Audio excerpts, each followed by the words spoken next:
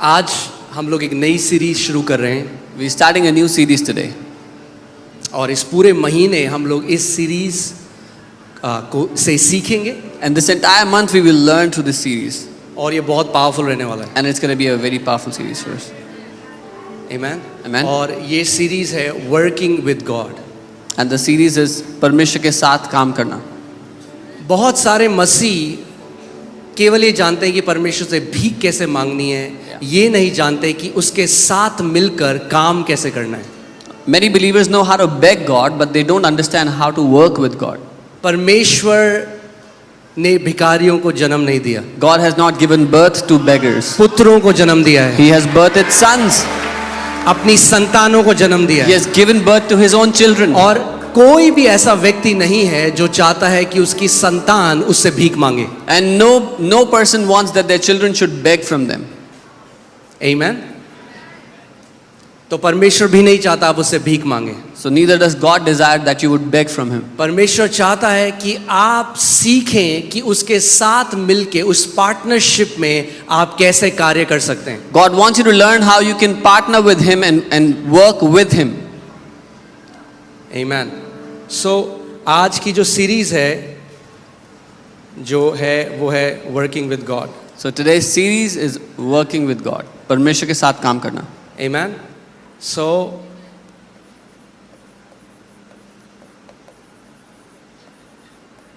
working with God. परमेश्वर के साथ मिलकर काम करना. और हम कुछ बहुत बढ़िया सीखने वाले हैं आज. And we are going to learn something amazing today. Amen. मैंने आपको बताया था कि एक चरवाहे का काम हाउस विजिट करना नहीं है. I told you a shepherd's responsibility is not to do a house कई लोग visit. कहते हैं पास्टर हमारे घर नहीं आता. Many people say pastor doesn't come to our house.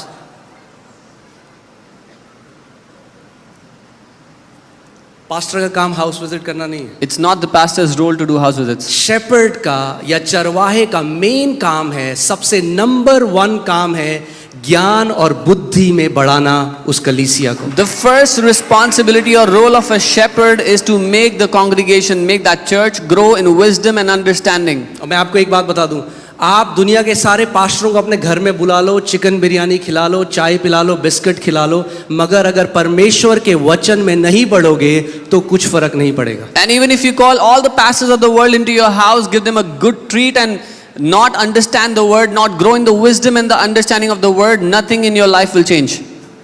Amen. और मैं आपको एक बात और बता दूं, And I'll tell you one more thing. सबसे जरूरी है जो स्पिरिचुअल मेंटरशिप होती है. The most important thing is spiritual mentorship. जब आप एक जो व्यक्ति जो अगुआ परमेश्वर ने आपके लिए रखा हुआ है, आपको उनके साथ पर्सनल टाइम बिताने की भी जरूरत नहीं है. आपको सबसे इंपॉर्टेंट जो ग्रहण करना है वो है परमेश्वर का वचन जो सिखाया जाता है. The most important thing that you need from your spiritual mentor is not to spend time with them personally, but to learn the word that they teach you. Amen. Amen. आप जानते हैं यहूदा जूडस प्रभु यीशु मसीह के साथ था. जानते हैं कितने लोग? How many people know that Judas was with Jesus all that time? साथ में था, बगल He में was था, with him, right next to him. साथ में खाना खाया, He would eat with him. साथ में 3 साल रहा. 3 years he stayed with जहाँ him. यीशु मसीह गए वहां गया. Wherever Jesus went, he So also साथ में went. था. So he was with him. और तब भी यीशु मसीह को बेच दिया. And even then he sold Jesus off. और पौलुस And कभी Paul. यीशु मसीह को नहीं देखा, Apostle Paul never saw Jesus, मगर उसने उस प्रकाशन को ग्रहण किया but जो he परमेश्वर से received आता the revelation that came from God. है. और one of the greatest apostle बन गया, और वो सबसे महान, one of the greatest apostles he became. जिसने कभी यीशु के साथ फिजिकली नहीं चला फिरा, The one who never walked physically with Jesus, मगर उसने वचन को ग्रहण किया. but he received the word that came from him. सबसे इंपॉर्टेंट आपके जीवन में है वचन को ग्रहण करना. The most important thing in your life is to receive the word. आमेन. आपकी आत्मिक परिपक्वता, कई लोग क्या करते हैं ना, वो अपना रिज्यूमे बनाते हैं. Your spiritual maturity, many people they try to build their own resume. कई बार लोग मुझसे मिलने आते हैं, Sometimes people come to meet कहते me हैं, मैं and they परमेश्वर say, के इस दास को जानता हूँ, oh, I know this man of God, I know that. जब man वो of ऐसा God. बोलते हैं ना, मैं अंदर से ऑफ हो जाता हूँ. So when they speak like that, I get turned off inside. जो इनसिक्योर होता है ना अपनी पहचान में, जो मसीह में, वो इन चीज़ों से अपनी पहचान बनाने की कोशिश करता है. मैं फलाने को जानता हूँ, मैं फलाने के यहाँ गया था. तो क्या फर्क पड़ता है? Someone who is insecure in their identity in Christ, they find their identity by the people they know. Oh, I know this man, I went there, I met him. How does it matter? आप किस मनुष्य को जानते हो उससे क्या फर्क पड़ता है? कि आप उस मसीह को जानते हो जो आपके अंदर है, वो सबसे इंपॉर्टेंट चीज है। Whether you know any man or not is not important, but if you know the Christ who lives in you, that is the most important thing. अगर आप मसीह में सिक्योर हो, आप अपनी रिज्यूमे बनाने की जरूरत नहीं है लोगों के सामने जाने। If you are secured in Christ, you will not have to build up your resume before people. आपके कामों को देखकर, परमेश्वर ने कहा आपके फलों को देखकर लोग पहचान लेंगे आप कैसा पेड़ हो। People will see the fruits in your life and they will know exactly what kind of tree you are. कभी देखा है आपने सेब का पेड़ चिल्ला रहा है, hello? Have you ever seen an apple tree crying out, hello? ताजे ताजे सेब, Fresh apples! आ जाओ। Come! नहीं, No. फल को देखते हो आप, You see the fruit on it जान लेते हो। and you know. आमीन। Amen? मैं ये प्रार्थना करता हूं कि आपके फल लोगों को बता दें कि आप जीवित परमेश्वर के हो। I pray that your fruits will tell the people that you belong to the living God. आपका जीवन फलों से ऐसा लदा हुआ हो कि जो भी आपको देखे आपके पिता की महिमा करे। May your lives be so loaded with the fruits of God that whoever sees you will glorify your Father in heaven. आमीन। सो जो इंपॉर्टेंट चीज है उस पे इंपॉर्टेंस देनी है। कई लोग जो ट्रिवियल चीजें हैं उस पे इंपॉर्टेंस देते हैं। So we have to give importance to the things that are important. Many people give importance to trivial matters. जब आप कलीसिया आते हैं, When you come to the church, मत देखो कारपेट कौन से कलर की है, फर्क नहीं पड़ता। don't look at what color the काली है, carpet पीली is. है, लाल है, नीली है, उससे आपके आत्मिक जीवन को नहीं पड़ेगा। मगर जो वचन बताया जाता है, अगर आप वो ध्यान धरकर सुनो, उसको ग्रहण करो एक अच्छे हृदय से, तो एक ऐसा पेड़ बनोगे जिसके अंदर फल लदे हुए हैं। It doesn't matter what color the carpet is, but if you will intently hear and receive the word that is taught, you will become a tree that has fruits. आमीन। कुछ लोग आते हैं कलीसिया में, मैं अभी वचन में नहीं, ठीक है ना, मैं फ्लो कर रहा हूं, उसके बाद जाएंगे वचन में। Some people when they come to church, सबसे पहले देखते हैं, अरे उस बहन ने सर नहीं ढका हुआ है, उसने कैसे कपड़े पहने हुए। the इसको बोलते हैं आत्मिक वेला। the first thing they see is that sister is not covering her head. What kind of clothes is that person wearing? जिसके पास कुछ काम नहीं है ना, जो बिना उद्देश्य के कलीसिया से आया है ना, वो यही करेगा। This is a purposeless person, a purposeless believer who has no purpose in life in coming to church. मगर जो एक विशेष लक्ष्य के साथ आया है, मैं आत्मा में बढ़ने के लिए आया हूँ, मैं अपना वचन ग्रहण करने आया हूँ, मैं चंगाई लेने के लिए आया हूँ, प्रभु आज मैं अपने जीवन में एक बदलाव के लिए आया हूँ। आपका ध्यान और कहीं नहीं होगा, आप कहोगे प्रभु आज मेरा दिन है। But anyone who comes with this purpose that Lord, I want to receive your word, I want to grow, this is my day, they will not pay attention to anything else but the word. कई मुझे message आते हैं, आप stage से ना ऐसे हाथ के साइन मत बनाया करो, वो अलग अलग साइन है। मैं कह अरे I get many messages, don't make such hand gestures on the stage, they mean different things. बांध दो मेरे हाथों को। Come and tie my hands. इसको बोलते हैं आत्मिक वेले लोग, जिनके पास कुछ काम नहीं है, This is- तो वो कमियां निकालते हैं। This is people who have no purpose and then they find faults in everything. आप आत्मिक वेले नहीं हो। Don't be, you are not spiritually purposeless. आमीन। आप वो नगर हो जो चट्टान के ऊपर, जो पहाड़ के ऊपर रखा गया। You are a city that is set on a rock, a city that is kept on the hill. आमीन। मैं आपको एक कहानी बताऊंगा, उसके बाद हम लोग वचन में I'll जाएंगे। tell you a story, we'll go to the word then. मगर इस कहानी के ऊपर दृष्टांत है, ये कहानी नहीं, एक दृष्टांत है, इसके पीछे एक मॉरल है, But there is a moral behind the story. एक सीख है। There's a lesson. दो देशों के राजा थे, There were two kings of different kingdoms. और एक देश का जो राजा था उसने दूसरे देश को हरा दिया और उस राजा को बंदी बना लिया।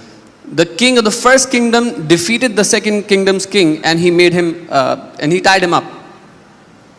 और जो वो राजा बंदी था, Now the king who had lost, who was tied up, उसको दूसरे राजा ने बोला, मैं तुझे एक चांस देता हूं कि तुझे जीवित छोड़ दूं। the victorious king said, I'll give you an opportunity that I'll leave you alive. वो उसको एक कटोरा दिया He gave him a bowl और उसमें तेल भर दिया and he filled it with oil. और बोला तेरे को पैदल यहां से अपने राज्य तक जाना है। And he said, you have to walk from here right to your kingdom. उस राजा को बंदी बनाकर दूसरे राज्य में ले आए थे They had made him a prisoner, they brought him into his kingdom और उसको बोला, and they told और him. प्याला भरा हुआ था And the oil was tipped up to the brim. और कंडीशन ये थी कि अगर एक भी बूंद उस कटोरे में से तेल की गिरी तो उसके साथ साथ उनकी सेना चलती थी और उसको आदेश दिया जैसे ही एक बूंद गिरे इसका सर काट देना. And there was a condition that if even a single drop of oil falls, there were soldiers walking with that king. They were commanded to kill him immediately. और उन्होंने अपने नगर के लोगों को ये आदेश दिया कि जब ये राजा जाता है अपने देश में इसकी खूब बेइज्जती करना, इसके लिए बुरा भला कहना. And they had instructed the people of their kingdom, when this king walks out of their kingdom, insult him, say mean and evil things to him. सो उस राजा को वो कटोरा दिया, उसमें जो तेल था, So they gave that bowl to that king, and there was oil in that bowl. और वो बड़ा ध्यान धर कर चलने लगा. And he started to walk very carefully. और सारे लोग उसके लिए उल्टा सीधा बोलते हैं. And all the people were blaspheming against him. उसके लिए बोलते हैं कि शर्म आनी चाहिए इस राजा को. They were saying he should be ashamed of ये himself. उसके परिवार के लिए बोलते हैं. They would say things about his family. गलत गलत बातें, गंदी गंदी बातें उसके लिए Evil बोलते हैं. things they spoke about him. मगर वो बड़े ध्यान धर कर But he चलता was रहा. very careful and he kept एक walking. कदम, दूसरा कदम, One step, next करते करते उसको पूरा एक दिन लगा, मगर वो अपने राज्य में पहुंच गया. It took him one entire day, but he got into his kingdom finally, बिना एक बूंद गिराए. without dropping a single drop of तो oil. उसको वापस राजा के पास लाया गया. So they brought him back to the king. और राजा ने उसको बोला था कि अगर एक भी बूंद नहीं गिरेगी तो उसको आजाद कर देगा, वापस उसका राज्य दे देगा. And the king had said, he had promised, if he doesn't drop a single drop of oil, he'll give his kingdom back to him. तो राजा ने उससे पूछा So the king asked, कि तुझे इतना लोग बोल रहे थे, that people were cursing इतनी you, गंदी गंदी बातें, तेरी निंदा कर रहे थे, they were accusing you, saying evil things about you. तूने क्यों नहीं रिएक्ट किया? Why did you not react? उसने कहा मैंने तो सुना ही नहीं, He said, I never heard anything, क्योंकि मेरा ध्यान इतना ज्यादा उस कटोरे में था because all of my focus and attention was there in that bowl, कि मुझे सुनाई भी नहीं दिया कि कोई मेरे बारे में क्या कह रहा that I could not even hear what people were saying about me. है. ये जो मिट्टी रूपी बर्तन है, इसमें परमेश्वर ने पवित्र आत्मा उड़ेला है. God has put his Holy Spirit in this earthen vessel. छोटी छोटी बातों में मत लड़ने जाओ हर किसी से. Do not go to fight with people over little things. क्या लोग आपके बारे में बोलते हैं, What क्या people say अफवाहें about फैलाते हैं. जो परमेश्वर ने आपको दिया है वो बहुत कीमती है. What God has given to you is extremely precious. अगर आपका ध्यान उस लक्ष्य की तरफ है जो परमेश्वर ने आपको दिया है, आपको फर्क नहीं पड़ेगा लोग आपके बारे में क्या बोलते हैं. If your attention is on that mark that God has given to you, that destiny, then it will not matter what people say about you. आप लड़ने जा सकते हो, You can go to fight people, मगर वो छलका दोगे जो कीमती परमेश्वर ने आपको दिया है. but then you will spill that oil, that precious that God has given to you. किस किस को जस्टिफिकेशन दोगे आप? Who all will you go and justify yourself to? यहाँ जो चंगाइयाँ होती हैं मैं आपको बता नहीं सकता कितने कमेंट्स हमारे पास आते हैं. The healings that happen here, I cannot tell you how many comments we लोग receive. गालियाँ लिखते हैं, लोग People- उल्टी सीधी बातें करते हैं. People write cuss words, they write किस evil किस things. को हम बताएंगे कि भैया नहीं है, ये जेन्युइन प्रभु का काम है? किस किस को आप बताओगे? Who all will you go and justify to this is genuine और work of कब God? करोगे? And until when will you do this? असल बात ये है, The real thing is, यीशु ने कहा जब उन्होंने मेरी निंदा करी तो तुम्हारी भी करेंगे. Jesus said they hated me, they criticized me, they will also criticize you. मगर आप देखोगे वो कभी लड़ने नहीं गया. But he never went to fight his case. आप चुप रहो, You stay quiet. परमेश्वर को आपका जवाब देने दो. Let God answer on your behalf. जब आप लड़ोगे If you will go and तो fight, परमेश्वर चुप रहेगा. then God will be quiet. जब आप चुप रहोगे When you will be quiet, तो परमेश्वर लड़ेगा. then God will fight on your वो कहता behalf. है युद्ध तेरा नहीं है, He says the battle doesn't belong to you. युद्ध यहोवा का है. The battle belongs to the Lord.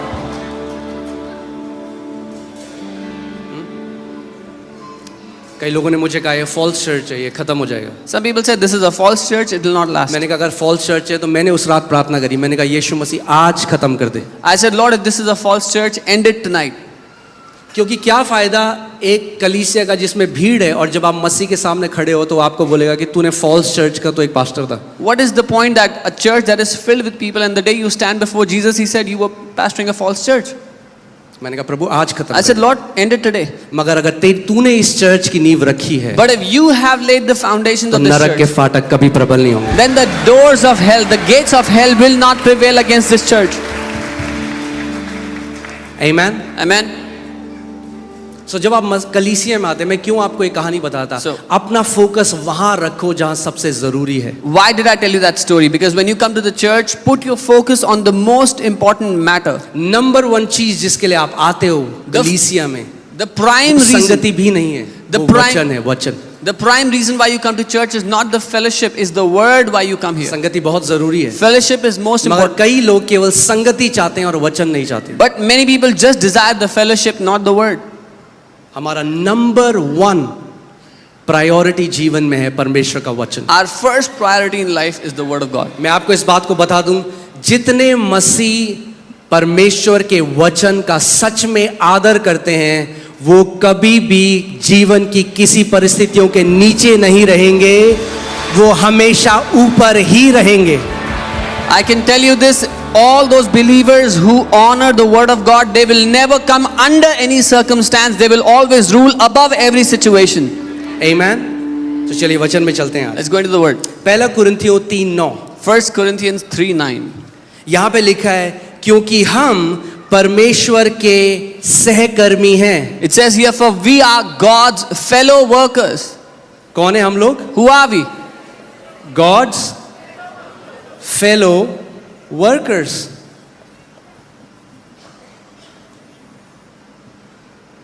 हम परमेश्वर के क्या हैं?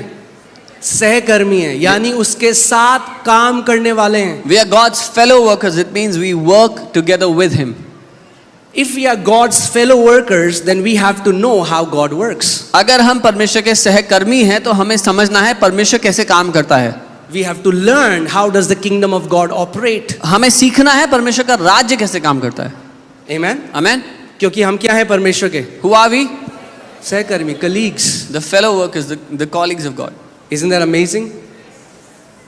कि वो चाहता है कि हम उसके साथ मिलकर कार्य करें। हम सहकर्मी हैं परमेश्वर के। He wants that we work with Him. We are co-workers with Him. आगे देखिए क्या लिखा है, तुम परमेश्वर के खेत हो। You are God's field. तुम परमेश्वर के क्या हो? तो एक काम देखते हैं, ये 2 खेत हैं यहाँ पे, ठीक है? So there are 2 fields here. Let's see that. ये 2 खेत हैं There are 2 fields here.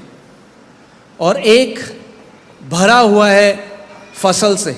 And one of the fields is filled with crops.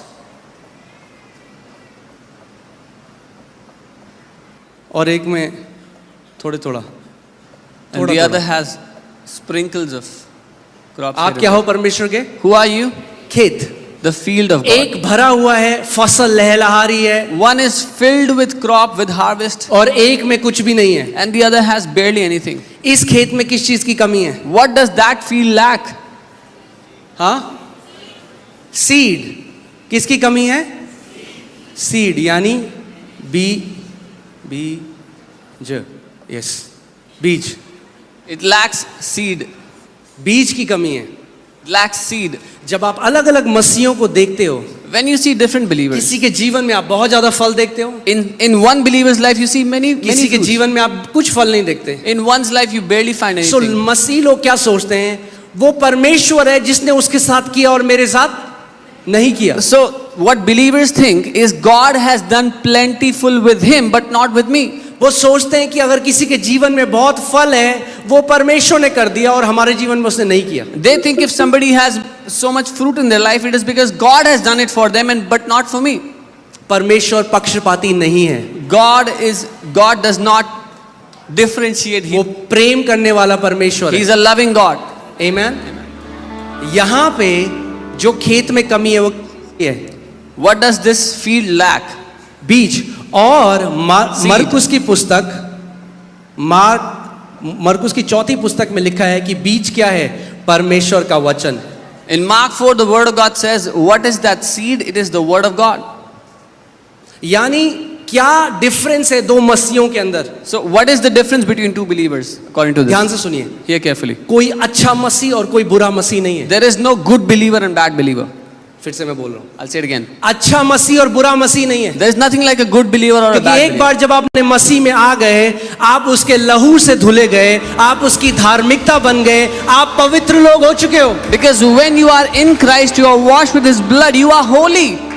सो अब कोई अच्छा मसीह और बुरा मसीह नहीं है। So there is no good or bad believer anymore. अब यह है कि खेत जिसमें बीज पड़े हैं और कुछ खेत ऐसे हैं जिसमें बीज नहीं पड़े। Now the matter is a field which is filled with seed and a field which has no seed. यानी अब आपका हार्वेस्ट परमेश्वर नहीं डिसाइड करता, आप डिसाइड करते। Which means God does not determine your harvest, you do it. आमेन। आप परमेश्वर का क्या हो? खेत हो। You are God's field. जब एक किसान खेत लेता है, क्यों लेता है खेत? When a man buys a field, why does he buy it? क्या चाहता है वो खेत से? What does a man want from his field? हाँ, फसल चाहता है। He wants a harvest. परमेश्वर क्या चाहता है आपसे? What does God want from you? फसल चाहता है, He wants a harvest. परमेश्वर फल चाहता है। God wants fruit in your Yeshu life. मसीह ने कहा इससे पिता की महिमा होती है कि तुम बहुत सारा फल फलो। Jesus said, by this the Father is glorified that you bear many fruits. यानी जब आप एक ब्लेस्ड जीवन जीते हो, So that means when you live a blessed life, यानी जब आप स्वास्थ्य में चलते when हो, you live in health, यानी जब आप धार्मिकता में बढ़ते जाते when हो, you keep growing in righteousness, क्या होता है? what happens? इससे पिता की महिमा होती है। The Father is glorified. जब लोग आपके जीवन को देखते हैं, When people see your life, तो यीशु मसीह ने क्या कहा? वो तुम्हारे जीवन को देखें और परमेश्वर पिता को क्या करें? Jesus said, let them see your life and glorify your Father in heaven. Amen? Amen. So अगर मैं चाहता हूं, एक जो किसान है वो एक खेत में एक बारी बीज नहीं बोता, So a farmer does not sow the seeds in his field just one time. बार बार बीज बोता रहता है और कटनी करता रहता है, बीज Again- बोता रहता है और कटनी करता रहता है। यही मसीह जीवन भी है, बीज बो कटनी करो, बीज बो कटनी करो। Again and again, the farmer sows the seed and he reaps a harvest. He sows the seed, reaps the harvest. This is what the Christian life is. Sow the seeds in your heart and reap the harvest. परमेश्वर ने आपको अपना वचन दिया है जो उसका अविनाशी बीज है। Bible God has given you His word, which is His indestructible seed. अविनाशी बीज का मतलब वो कभी करप्ट नहीं हो सकता। Incorruptible seed, which can never be corrupted. अगर आप सच में एक कमिटमेंट के साथ परमेश्वर के वचन को अपने हृदय में बोते हो तो ऐसा नहीं हो सकता कि आपका जीवन ब्लेस्ड ना हो। If you intently sow the word into your heart, this is not possible that you will not live a blessed life. Amen? वचन कुंजी है, The word is the key. वचन हमारे जीवन का आधार है। The word is the basis for our life. Amen? हमारा नया जन्म भी परमेश्वर के वचन से ही हुआ है। Our new birth is according to God's word. Amen? अब मैं आपको एक चीज बताना चाहता हूं। हम जब इस दुनिया में आए हैं, When we have come to this world, परमेश्वर का वचन पहला थेसलोनियंस 5:23 में हमें बताता है कि हम क्या है। परमेश्वर ने हमें अपने स्वरूप में बनाया, तो हम क्या हैं? हम एक आत्मा है। 1 Thessalonians 5:23, God has made us in His image according to His likeness. So हमारे first, पास प्राण है we are a spirit, we have a soul, और हम एक शरीर में रहते हैं। and we live inside a body. बोलिए, मैं एक आत्मा हूं, मेरे पास प्राण है और मैं एक शरीर में रहता हूं। Say, I am a spirit, I have a soul, and I live in a body. ये जो आप देख रहे हो ये आप नहीं हो, What you see, this is not you. आप एक आत्मा हो। You are a spirit. Amen? Amen. So Bible clearly differentiate करती है इन तीन चीजों के बारे में। So Bible clearly differentiates between these three things. सो जब एक बच्चा पैदा होता है When a child is born, तो सबसे पहले क्या सीखता है वो? what does he learn first? वो सीखता है अपनी बॉडी को कैसे, वो फिजिकल ट्रेनिंग करता है, He learns to physically train his body. जो हम कहते हैं मोटर स्किल्स। एक बच्चा जब पैदा होता है अपने हाथ हिला के देखता है, कुछ चीज पकड़ने की कोशिश करता है, अपने मुंह में डालता है सारी चीजें। Yeah, we call it motor skills. The child learns to use his fingers, tries to taste everything. वो क्या कर रहा है? वो फिजिकल ट्रेनिंग कर रहा है, अब सीख रहा है, ट्रेनिंग के द्वारा जा रहा है कि इस शरीर को मैं कैसे इस्तेमाल करूं। The child is physically training his body, so how he can use the body. Amen? और बच्चा बढ़ता जाता है, हल्के हल्के उसकी स्किल्स बढ़ती जाती है, मोटर स्किल्स बढ़ने लग जाती है, देखने की शक्ति, सुनने की, जो सारे 5 सेंसेस हैं बॉडी में, वो एक बच्चा यूज करना सीख जाता है। And the child becomes more and more proficient how to use these 5 senses, how to use his body. Amen? Amen. फिर क्या होता है जब आपका बच्चा 2 साल, 3 साल, 4 साल, माता पिता पे डिपेंड करता है, फिर आप क्या करते हो? उसको स्कूल में डालते हो कि ताकि वो क्या सीख जाता है, फिर वो आप उसको स्कूल में डालते हो कि वो इंटेलेक्चुअल ट्रेनिंग या मेंटल ट्रेनिंग में आप उसे डालते हो। When the child turns 2, 3 or 4, the parents send them to school so they can be trained intellectually. कि वो बुद्धि और ज्ञान में बढ़ सके। So they can grow in wisdom and understanding. Amen? मुश्किल तो नहीं है, It's not difficult, right? सब भेजते हैं अपने बच्चों को स्कूल में। Everyone sends their children to school. Why? Because we want them to exercise their mental faculty. क्योंकि हम चाहते हैं कि वो बुद्धि में बढ़ें. लैंग्वेज सीखे, They learn केमिस्ट्री languages. सीखे, They मैथ learn- सीखे, साइंस सीखे, They learn different subjects, जो मेंटल फैकल्टी है वो डेवलप हो। which will help develop their mental faculty. Amen? होता क्या है, मोस्ट लोगों के केस में वो हमेशा इन 2 चीजों को डेवलप करते हैं और कभी स्पिरिचुअल ट्रेनिंग के थ्रू नहीं जाते। So what happens to most people is they train these two things, but they never go through spiritual training. एक आत्मिक प्रशिक्षण भी है। There is also a spiritual training. आमेन। और बहुत सारे लोग मर जाते हैं बिना जाने हुए कि उनकी आत्मा कैसे कार्यशील होती है। And many people die without ever learning how their spirit works. जो मसीह में नहीं आया, जो born again नहीं है, वो spiritually dead है, उसकी आत्मा मरी हुई है। Those who have not been born again, have not accepted Jesus, their spirit is dead. मगर जिन्होंने नया जन्म पाया है, But अब हमें सीखना है कि हमें परमेश्वर के साथ कैसे मिलकर कार्य करना है। But those who have been born again, we need to learn how to work together with God. मैं पहला तिमोथी 4:8 पढ़ता हूँ। 1 Timothy 4:8. क्योंकि देह के प्रशिक्षण से कम लाभ होता है। For physical training is of some value. Amplified में देखिए कितना अच्छा लिखा है, physical training is of some value. शारीरिक प्रशिक्षण का थोड़ा लाभ है। जो फिजिकली ट्रेनिंग करते हैं, बाइबल नहीं कह रही कि उसकी कोई वैल्यू नहीं है, सम वैल्यू, थोड़ी वैल्यू है। The Bible is not saying that those who train physically have no value. It has some value. But godliness जो है स्पिरिचुअल ट्रेनिंग लेकिन ईश्वरीय training, godliness, is useful and value in everything. वो हर एक बात में, सब बातों में लाभदायक है। आप समझ रहे हैं? You understand? आपकी जो स्पिरिचुअल ट्रेनिंग है, Your spiritual training, ये बहुत ही पावरफुल है। अगर आप स्पिरिचुअल ट्रेनिंग को एनरोल करते हैं, ये केवल आपका आज इंपैक्ट नहीं करेगी, बाइबल बताती है आपके आने वाला कल को भी इंपैक्ट करेगी। your spiritual training not only impacts your today but also the days to come. आमेन। क्योंकि इस बात को जानिए, जॉन 4:24 कहता है कि गॉड इज अ स्पिरिट। यूहन्ना 4:24 वचन कहता है परमेश्वर आत्मा है। क्या है परमेश्वर? परमेश्वर आत्मा है। God is इसीलिए परमेश्वर केवल आपकी आत्मा से ही बात करता है। This is why God only speaks to your spirit. परमेश्वर आपके शरीर से बात नहीं करता। God does not talk to your body. परमेश्वर आपके सोल से बात नहीं करता। God does not talk to your soul. परमेश्वर आपकी आत्मा से बात करता God है। speaks to your spirit. Bible में लिखा है पवित्र आत्मा हमारी आत्मा के साथ हिंदी में क्या लिखा है? हाँ, नहीं नहीं नहीं नहीं, no. Holy spirit bears witness with the spirit, जो बाइबल में कहती है। पवित्र आत्मा हमारी आत्मा में गवाही देता है। गवाही देता है। सो पवित्र आत्मा कहाँ बात करता है, कहाँ गवाही देता है? Where does Holy Spirit bear witness? कितने लोगों को पता है आप परमेश्वर के बेटे और बेटियां हैं? हाथ उठाओ। How many people know you are children of God? You are sons कितने and लोगों daughters को of God? पता है? How many of you know this? अगर मैं कहूँ आप नहीं हो, If I say you're not God's अगर child, कोई आपको बोले एविडेंस दिखाओ, if someone asks you for an evidence, क्या शारीरिक एविडेंस do है? you have any physical proof? No. No.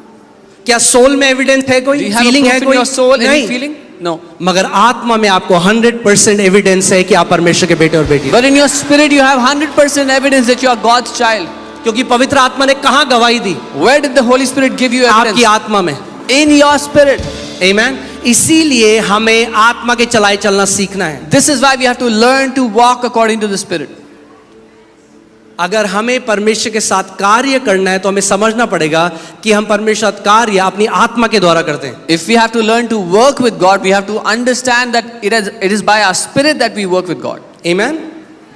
John 4:24 पढ़ते हैं, इसमें लिखा है परमेश्वर आत्मा है और अवश्य है कि उसकी आराधना करने वाले आत्मा और सच्चाई से आराधना करें। It says God is spirit and those who worship him must worship in spirit and truth. मे भी नहीं है, मस्ट है। शायद नहीं है, it's not शायद. अगर आपको परमेश्वर की आराधना करनी है तो आपको आत्मा में उसकी आराधना करनी पड़ेगी। If you have to worship God, you have to worship him in spirit. आत्मा, और इंग्लिश बाइबल कहती है स्पिरिट एंड ट्रूथ। ट्रूथ जो है वो उसके वचन के लिए लिखा गया जॉन 17:17 में। The English Bible says truth, satya. The word is truth. John 17:17 says.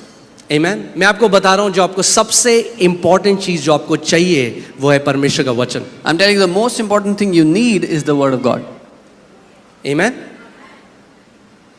और जब आप क्योंकि परमेश्वर के खेत हैं, जब आप वचन को ग्रहण करने लग जाते हैं, And because you're God's field, when you start receiving the word, क्या होता है? what happens? ऑटोमेटिकली आप फ्रूट्स को देखने लग जाते हैं। You start seeing fruits in your life आप जानते automatically. हैं जय में चलना मुश्किल नहीं है मसीह में। You know, it's not difficult to walk in victory in Christ. परमेश्वर क्या बोलते हैं, अक्कड़ बक्कड़ बम्बे बो नहीं करता किसी को ब्लेस करने के God लिए। does not pick and choose who he has to bless.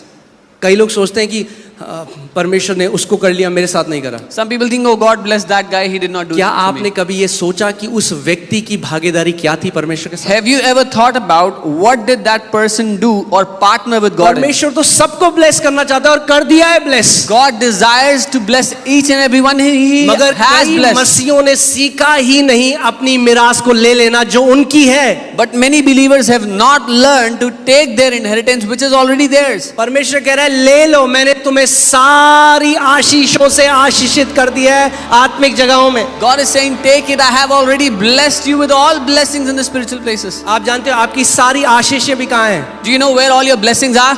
Spiritual realm में। In the spirit world. आपको परमेश्वर साथ पार्टनरशिप करनी है कि आप उसको पृथ्वी पे ला सके, You have to partner with God to bring those on the earth. और यही कई मसीह नहीं जानते हैं। And this is what many believers don't इसीलिए know. जिंदगी भर भीख मांगते हैं, This is why they beg all their life. Prabhu they they they they they they, Lord, क्यों give नहीं me, देता give me, परमेश्वर, give they me. They they. Why don't you give me, Lord? इसीलिए हमें सीखना है। We So have to ये learn. जो सीरीज है So this series, इसमें हम सीखेंगे कि परमेश्वर जो एक अदृश्य आत्मा है उसके साथ आप कैसे सहभागी हो सकते हैं। in this series we will learn how God who is an invisible spirit, you can learn to partner with him. क्योंकि अगर आपका बिजनेस में कोई पार्टनर है जिसको आप देख सकते हैं, जिसकी आप आवाज सुन सकते हैं, बहुत आसान है सहभागी होना। If you have a business partner whom you can see and talk to, it's very easy to partner with them. But if you have a partner that you cannot see, अगर आपका ऐसा पार्टनर है जिसको आप देख नहीं सकते हो, who's invisible, जो अदृश्य है, how will you partner with him? तो उनके साथ कैसे पार्टनर करोगे? You will partner with him through your spirit. अपनी आत्मा के द्वारा आप उनके साथ पार्टनर करोगे। Amen. Amen. Let's go to Proverbs 20:27. नीति वचन 20:27 देखते हैं। ठीक है, अगर मैं आज थोड़ा शिक्षा दूं आप लोगों को, Okay, हमें शिक्षा की जरूरत है। We need teaching. Amen. नीति वचन 20:27, और यहां पे देखिए क्या लिखा है, मनुष्य की आत्मा यहोवा का दीपक है। The spirit of a man is the lamp of the Lord. मनुष्य का प्राण नहीं, Not the soul of a मनुष्य का man, शरीर नहीं, not the body of a मगर man. क्या है यहोवा का दीपक? What is God's lamp? आत्मा है। The spirit of a man. आपकी आत्मा परमेश्वर का दिया या दीपक है। Your spirit is the lamp of God. That means the illumination will come in your spirit. इसका मतलब वो प्रकाश आपकी आत्मा में आएगा। I said the illumination will come in your spirit. मैंने कहा वो प्रकाश आपकी आत्मा में आएगा। And hear this. सुनिए, The illumination in your spirit is what we call revelation. आपकी आत्मा में जो प्रकाश आता है उसी को हम प्रकाशन कहते हैं। प्रकाशन, क्योंकि प्रकाश आया, मगर कहां आया? आपकी आत्मा में आया। Revelation, because you received the revelation, a light in you, but it came in your spirit. मनुष्य की आत्मा यहोवा का दीपक है जो मनुष्य के सभी भीतरी भागों को खोजता है। The spirit of a man is the lamp of the Lord, searching all the inner depths of his heart. Amen. Can you put that picture? I want to show you an image. कि क्या होता है, देखिए, ये मनुष्य की एक आत्मा है, जैसे एक कैंडल की तरह जिसको हम दर्शाते हैं। This is the man's spirit that looks like a candle. That's like a candle. एक मोमबत्ती या दिया, A candle or a lamp या लाइट आज के समय में in today's world खुद कुछ नहीं कर सकता। cannot do anything on its own. जब तक उसमें दीपक ना हो, मोमबत्ती, दिया, लाइट बेकार है। Until it has fire or light, it cannot do anything. Light में इलेक्ट्रिसिटी ना हो तो बल्ब बेकार है। If there is no electricity, the bulb is useless. अगर बल्ब में इलेक्ट्रिसिटी ना आए तो बल्ब कुछ नहीं कर सकता। If the bulb doesn't get electricity, it cannot do anything. So वो दिए में जो आग जलती है वो प्रकाश को लेके आती है। The fire in the lamp brings the light. हमारी जो आत्मा है वो उस दिए की तरह है, Our spirit is like that lamp. और पवित्र आत्मा जो है वो उस आग की तरह है। And Holy Spirit is like the fire. और जब पवित्र आत्मा और हमारी आत्मा एक हो जाते हैं तो प्रकाशन हो जाता है। And when Holy Spirit and our spirit becomes one, light comes. There is revelation. Revelation आता है, प्रकाशन आता है. Amen. और वो प्रकाशन कहाँ आता है? Where does आपकी that- आत्मा में आता है। It comes in your spirit. जितना आप परमेश्वर के वचन के साथ पार्टनरशिप करेंगे उतना आप देखेंगे कि रेवलेशन आपकी लाइफ में आ रहा है। The more you partner with God, you will see more revelation in your life. Amen. If I can say it this way, अगर मैं ऐसे कहूँ, knowledge is the food of intellect. ज्ञान दिमाग, इंटेलेक्ट, ज्ञान, अब देखो ये तुम्हारा ही काम है। इंटेलेक्ट का फल है।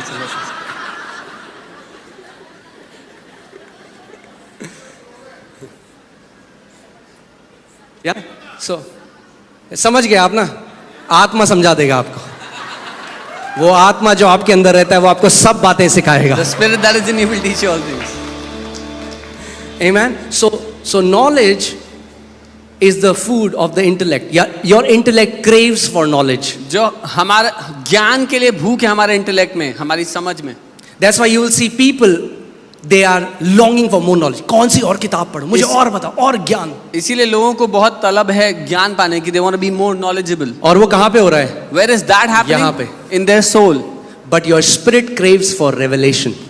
लेकिन आपका आत्मा प्रकाशन के लिए कर रहा था, उसकी Not चाहत knowledge. प्रकाशन है, ज्ञान नहीं।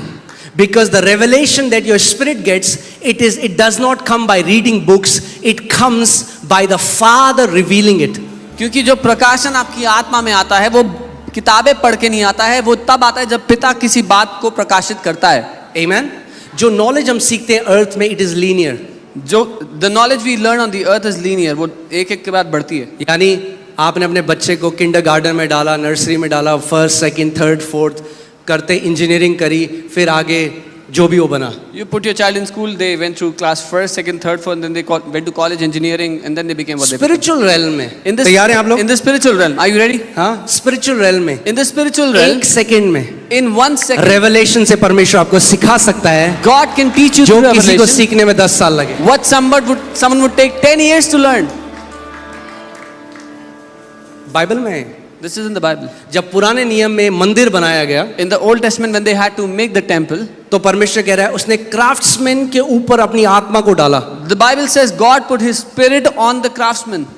वो जेरूसलेम स्कूल ऑफ आर्किटेक्चर नहीं गए। They did not go to Jerusalem School of Architecture. जब परमेश्वर का आत्मा उनके ऊपर आया तो When- बाइबल बताती है they became skilled craftsman. When the Spirit of God came upon them, the Bible says they became skilled craftsmen. वो निपुण हो गए अपनी कला में। आमेन। अब मैं इसका मतलब ये नहीं कह रहा हूँ कि आप पढ़ाई लिखाई छोड़ दें, I'm not saying stop studying. अपने बच्चों को ड्रॉप आउट करा दो school Take your kids out of से। school, what I I'm am not saying is we are people with the age, मैं ये कह रहा हूँ हम वो लोग हैं जिनके पास एक फायदा है, सो यूज दैट। उसका इस्तेमाल करो। जब आप कुछ पढ़ रहे हैं, जब आप पवित्र आत्मा आपको वो बातें सिखा सकता है जो नेचुरली आपको नहीं पता चलेंगे। Holy Spirit can teach you those things which you will not learn naturally. आमेन। पवित्र आत्मा आपको सारी बातें सिखा सकता है। Holy Spirit can teach you all things. यीशु मसीह ने कहा वो सहायक जो पिता मेरे नाम से भेजेगा तुम्हें सब बातें सिखाएगा। Jesus said, the helper that the Father will send in my name will teach you all things. उसने नहीं कहा all spiritual things. He did not say all spiritual things. All things मतलब सब बातें मतलब ऑल थिंग्स। सब बातें। आमेन। Amen. यानी कुछ भी आप कर रहे हो पवित्र आत्मा से मदद मांगो। Which means anything you want to do, ask help from the Holy मैं Spirit. आज भी जब ड्राइव करता हूं तो बोलता हूं पवित्र आत्मा आप बेस्ट ड्राइवर हो, मुझे ड्राइव करना सिखाओ आज भी। Even today when I drive, I say, Holy Spirit, you're the best driver, teach me to drive. आमेन। और 17 साल हो गए ड्राइव करते हुए, एक्सीडेंट फ्री ड्राइविंग करिए। It's been 17 years I have driven accident free. पवित्र आत्मा आपको सब बातें से, वो आपका सहायक है, आपका स्टैंड बाय है, तो आप हर समय उससे मदद मांग सकते हो। Holy Spirit is your helper, your standby, so you can ask Him for help in everything. आमेन। इस कलीसिया का लीडर भी पवित्र आत्मा है, The leader of this church is also Holy Spirit. वही हमें यहाँ तक लेके आया है। He is the one who's brought us this far. आमेन। जब हम प्रोफेशनल लोगों के पास गए थे इस हॉल को बनाने के लिए, तो बहुत मोटा बिल बोला उन्होंने। Whenever we went to professionals, when we went to professionals for this auditorium, they gave us a केवल very heavy साउंड bill. को अगर हमें साउंड प्रूफिंग करनी थी कमरे में, उसी के हमें 3.5 करोड़ का बिल आया था। Just for soundproofing, they were asking 3.5 crores. मगर परमेश्वर ने हमें बुद्धि का एक आत्मा दिया, हमारे पास एज है। But God has given us the spirit of wisdom. We have an edge. पवित्र आत्मा ने हमें बताया कैसा करना है, और जो काम 3.5 करोड़ का बोला था वो कुछ लाखों में हो गया। And the work, according to Holy Spirit, what they had said 3.5 crores, we did it for some lakhs. आमेन। वह सहायक जो पिता मेरे नाम से भेजेगा तुम्हें सब बातें सिखाएगा। The helper whom the Father will send in my name will teach you all things. यानी जब आप सुबह उठते हो, That means when you wake up in the morning, बोलो पवित्र आत्मा से बात करो। speak to the Holy Spirit. जब आप अपने ऑफिस जाते हो, बोलो पवित्र आत्मा मुझे सिखा। When you go to the जब your आपकी office, say, business Holy deal है, Spirit, आप teach उससे बोलो प्रभु मुझे सिखा, me. When you have a business deal, say, Holy Spirit, teach me. क्योंकि वो बेस्ट टीचर है। Because He's the best teacher. Amen. इसके लिए आपको नम्र होना पड़ेगा। अगर आप पहली सोचा अजी मैं कौन सिखाएगा मुझको, मैं बेस्ट हूँ। For this you have to become humble. If you think who can teach me, I'm the best. मगर अगर आप जिंदगी भर एक स्टूडेंट बन के रहोगे पवित्र आत्मा के, तो बेस्ट देखोगे अपनी life. But if you'll remain a student of Holy Spirit all your life, you will see the best in your life. चाहे आप लॉयर हो, चाहे आप डॉक्टर हो, चाहे आप इंजीनियर हो, चाहे आप बिजनेसमैन हो, चाहे आप स्टूडेंट हो, कुछ भी हो। Whether you're a lawyer, a doctor, a businessman, an engineer, whoever you are. Amen. परमेश्वर के बच्चे बेस्ट होने चाहिए हर एक एरिया में। God's children must be best in every area. हमारे ऊपर प्रतिज्ञा है, वो कहता है तुम पूछ नहीं sir ठहरोगे। We have this promise of covenant that you will be the head in everything, not the tail. Amen. आप सराउंडेड हो परमेश्वर के फेवर से। You are surrounded by the favor of God. मगर हर चीज परमेश्वर के राज्य, मैंने आपको क्या बताया था, आपके बिलीफ से काम करती है। But I told you, everything in the kingdom works through your belief. इसीलिए अब मैं आपको मेन मुद्दे में आता हूं। So I come to the main matter. कई लोग प्रार्थना केवल स्रोत है, Prayer is just a source. नहीं, हाँ स्रोत, मीडियम, Medium. माध्यम है। कई लोगों का विश्वास अपनी प्रार्थना में है, Many people have their faith on their prayer. तो वो कहते हैं क्योंकि मैंने 18 घंटे प्रार्थना कर दी है, अब तो देना पड़ेगा। So they say, because I have prayed for 18 hours, now God has to give. आपका विश्वास किस में है? आपकी प्रार्थना के घंटों में है। Your faith is in the hours of your prayer. हमारा विश्वास परमेश्वर की विश्वास योग्यता में होना चाहिए। Our faith should be in the faithfulness of God. यीशु मसीह जब लाजरस को जिंदा करने गया, उसने कहा ए प्रभु तेरा धन्यवाद हो कि मैंने 40 दिन उपवास किया, अब तो तुझे करना पड़ेगा प्रभु। When Jesus went to raise Lazarus from the dead, he said, "Oh, thank you, Lord, that I've fasted for 40 days. Now you have to do this." इसीलिए कई मसीह, आपने देखा है वो एक जो ऑल्टरनेट करंट होता है, उसका एक ऐसा होता है ये wave. So many believers operate like this, like alternate current waves. जिस दिन उन्होंने सुबह उठ के करी 4 घंटे प्रार्थना, The day they woke up in the morning and did 4 hours of prayer, कहते हैं कोई नहीं मेरे सामने जो खड़ा हो सके। I said, nobody can stand in front of me. जिस दिन निकले वो अपने 40 दिन के उपवास से बाहर,